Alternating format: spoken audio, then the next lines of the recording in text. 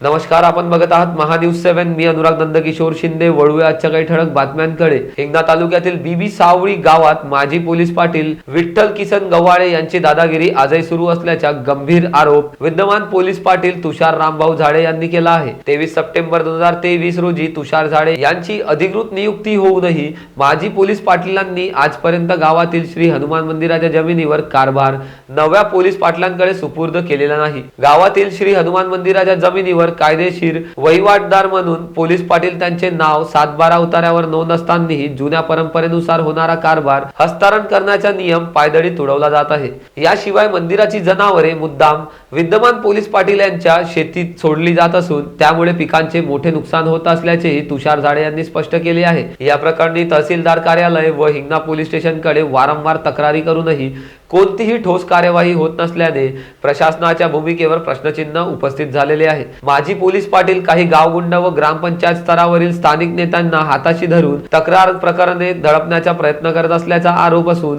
ज्येष्ठ राजकीय नेत्यांच्या हस्तक्षेपामुळे प्रकरण दाबले जात असल्याची चर्चा गावात जोर धरत आहे। माजी पोलीस पाटलांकडून जमिनीवर वहिवाटदार पोलीस पाटील म्हणून नाव असले तरी कारभार सोपविणार नाही अशी उघड भूमिका घेतली जात असल्याचा दावा करण्यात आलेला आहे। उलट विद्यमान पोलीस पाटलांवरच प्रशासनाची संगनमताचे आरोप केले जात असून सदर तक्रारींवर कार्यवाही न झाल्यामुळे आरोप खरेच असतील का असा संशय अधिक बळावत आहे। हे प्रकरण केवळ वैद्यकीय वाद न राहता प्रशासन कायदा आणि लोकशाही मूल्यांची परीक्षा बनले असून तात्काळ निष्पक्ष चौकशी व कठोर कार्यवाहीची मागणी ग्रामस्थांकडून होत आहे। काय मत आहे आपलं? माझं नाव तुषार रामभाऊजी झाडे। मी बीबी सावळी या गावचा पोलीस पाटील आहे।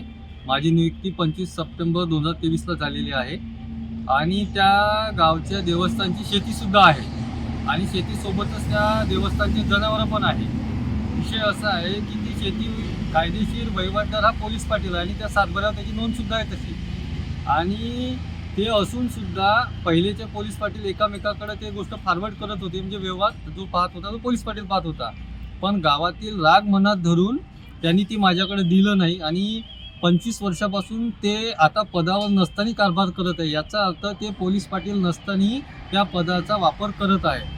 दुसरी गोष्ट की त्या देवस्थानचे जे जनावर आहे ते 24 तास माझ्या शेतामध्ये असते। या संदर्भात मी तहसीलदार साहेबांना निवेदन दिलं, पोलीस स्टेशनला तक्रारी दिल्या, पण यांनी गावगुंड आणि काही राजकीय जे ग्रामपंचायतचे राजकीय लोक आहे त्यांची मदत घेऊन हे प्रकरण दाबण्याचा प्रकार सुरू आहे। माजी पोलीस पाटील पदाचा दुरुपयोग करत आहे। हा, माजी पोलीस पाटील पदाचा दुरुपयोग त्यांचं नाव काय आहे? विठ्ठल किसन गव्हाळे।